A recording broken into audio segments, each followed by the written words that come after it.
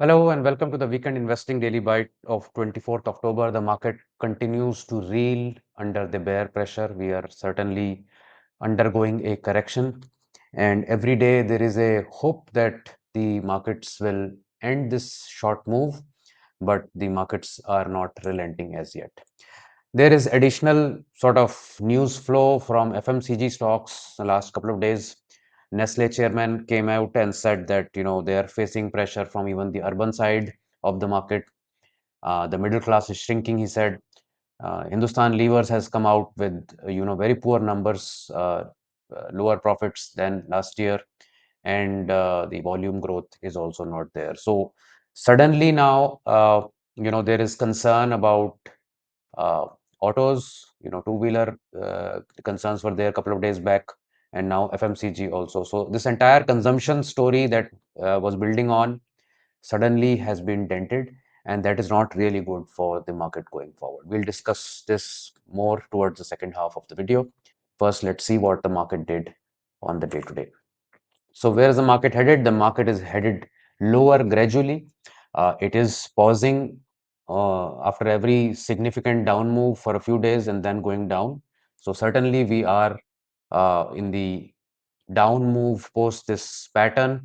And as I mentioned earlier, the potential target looks to be around 23,400.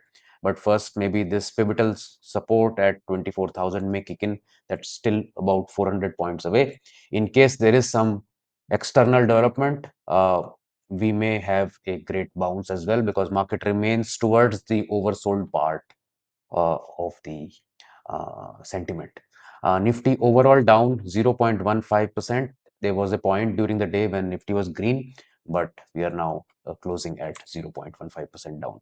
Nifty Junior also no gains from yesterday, closing at 0.08% negative from previous day. And it is very precariously poised because one sharp move down can really, set the cat amongst the pigeons where, every other person will then want to sell off.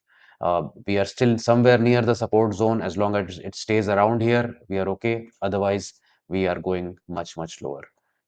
So let's hope that we don't get any such news that can really trigger a further down. Mid caps reasonably stable, I would say, quarter percent down today after the 0.5% gain of yesterday. So still there, again, hovering near the support point. And small caps losing 0.6% from yesterday. So the downtrend is definitely on. We are bouncing on one day and then recovering back lower on the next day. Bank Nifty, however, is showing slightly different signs. There was a second day of bounce today, 0.57%. And that while that is a bit hopeful, but one must remember that Bank Nifty already had fallen quite a bit in the earlier part of the month and is now sort of stagnating in this area, not having performed at all in the last 4 to 5 months. So we are sort of catching up in terms of it's a time correction that is going on with some sort of mild price correction also on the way, and the market is waiting for some positive cues going forward. Advanced decline ratio, I would say somewhat towards the declines. 300 to 200 is the ratio of the top 500 stocks, slightly skewed towards decline, but reasonably even. FIIs continue to sell 5,600 crores sold on 23rd of October. DIIs continue to buy 6,000 crores bought uh, on 23rd October. And while it may seem that DIIs can continue to counter FIIs, FIIs own almost 19% of Indian equities, so it's not a small number. Even if they continue to sell, they have now sold the most in a month in a long while, and that probably may indicate that some end to this continuous selling may be there because the all records have already been made, but then you never know, it could continue for the rest of the quarter as well. So there is no sort of you can say relief from the FI selling as of yet. Nifty 50 heat map, you can see that the big reds are in Hindustan Levers, 6% down. At one point it was more than 7% down. You don't see Hindustan Lever with that kind of a cut often. Nestle India, another 3% gone. It has lost significantly now since the recent top. ITC in uh, also down 1.8% in sympathy with the rest of the FMCG gang. You also had uh, Hindalco, Bajaj Auto, Maruti, Infosys, SBI Life also losing some ground. Nifty Next 50, Motherson, Zomato, Varun Beverages, Dabur, TVS Motors, D-Mart, Naukri, ABB, Lodha, these were the significant losers. Adani stocks are picking up again on news of them raising more funds. Adani Total Gas up 8%, Adani Power up 2.9%. Power stocks in general, Power Finance and public sector enterprise stocks, Power Finance, REC, NHPC, all gaining some ground. BHEL, ICICI Pruli also up. So mixed bag in Nifty Next 50, but some strong down moves happening in otherwise strong stocks. So Zomato announced that they're going to up the uh, commissions that they charge for the festive season from 7 rupees to 10 rupees, and that should have been a positive move for the stock's price of Zomato, but they have been thrashed 3.69% today. Sectoral trends, FMCG, you can see thrashed 2.8%, not a usual sight that you will see. Consumption stocks 1.3% down, real estate another 1.1% down, and the rest were very minor. PSU banks just doing a sort of a dead cat bounce there, I believe, at plus 1.2%. So FMCG now is down 11.3% in the last 1 month, along with real estate at 12%. Real estate 12% is still digestible because they have gone up 68% in the last 12 months, but FMCG has not done so well. In the last 12 months now, they are up 13.6%, just a bit ahead of private banks, which are at 13.4%. So these two major sub-segments of the market have really underperformed the rest of the market, and that's where the heavyweights are, and a lot of the strategies that go after very high quality BAP stocks, buy at any price stocks, are stuck in these stocks as of now. PSU banking sector was the one where the most bounce was there, although the chart doesn't look bullish at all, but the bounce was definitely there. So Bank of Baroda, UCO Bank, PNB, etc. has bounced for the day. Stock spotlight is on Piramal Pharma. This has really come back up very, very strongly from sub 100 rupees. Today was up 17%, made a new all-time high at 255 bucks. Few of our strategies holds this stock. Here you can see the longer term trend. It had a complete, messed up start during the market. Came in at 170 to 190 rupees, went down to as low as 60 odd rupees, and then from 60 it has climbed back 4x. This unnerved a lot of the initial investors, and they probably got out of this.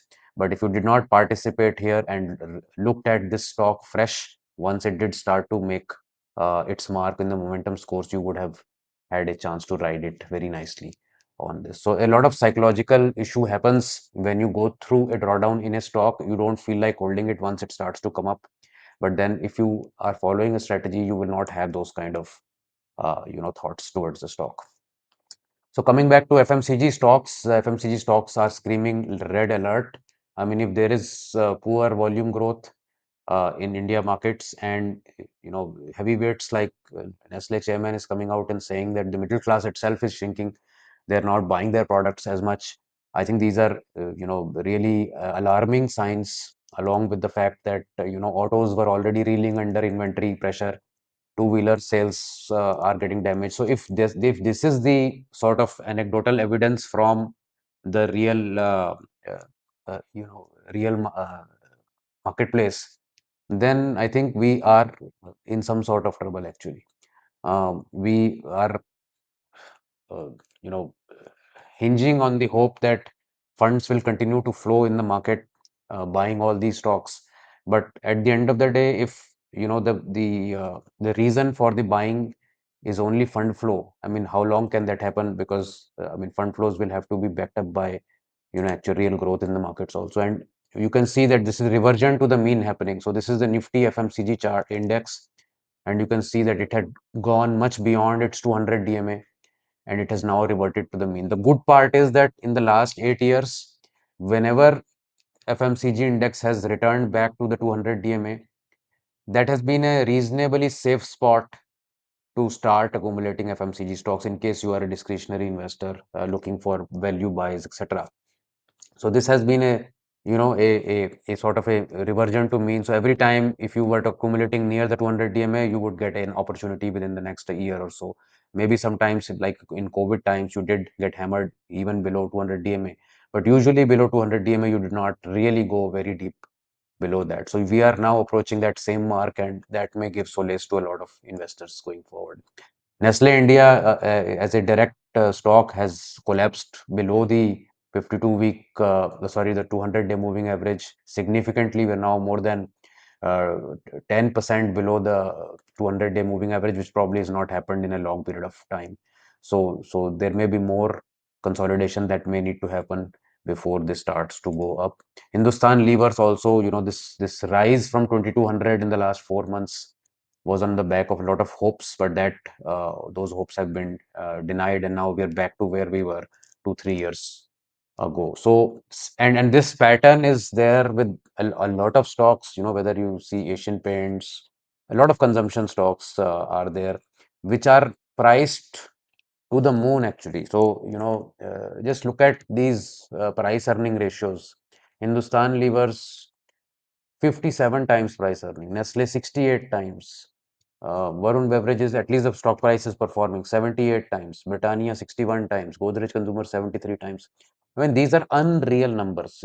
These numbers have no real meaning left now, because you cannot have a company that grows that with that kind of base, and because there is no other alternative, and hence funds are flowing into these stocks at every drop. So this is always a risky business, because when you are buying stocks which are, let's say, very high quality stocks, I'm not doubting any of these stocks, but then how would you, like, for instance, Hindustan Levers was maybe 65 times earnings last week, and it was the highest quality stock, and today if it is 57 times, it is still the highest quality stock. How do you even determine whether 65 was a good point to enter and 57 is a good point to exit?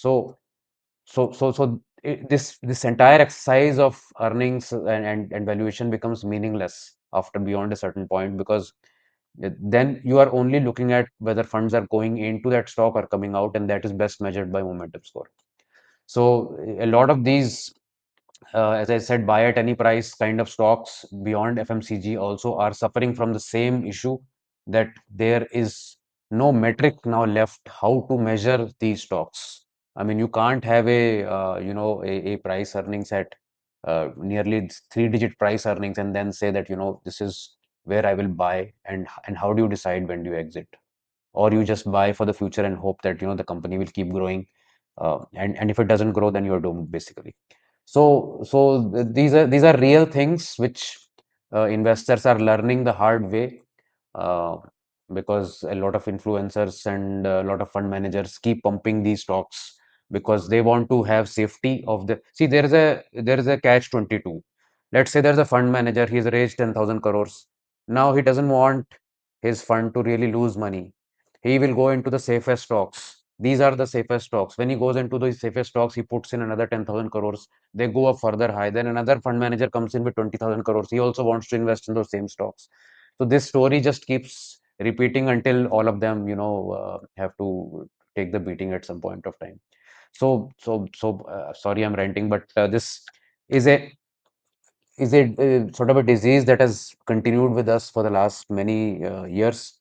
It has completely, I would say, disoriented a lot of new investors how they should be investing, um, because when you are priced already for the next 5 years, it's very difficult to have any rationality in terms of where you will enter, where you will exit. It's only maybe a difference, or a game of how relatively you can say one is relatively priced at 30 times, another is 50 times, so maybe 30 times is looking better than 50 times. That's the only thing that's possible. But if you go the other way, maybe add price action to your decision making, you can at least have a logical way of how to invest and how to exit. Let me know your thoughts. Thanks. Bye.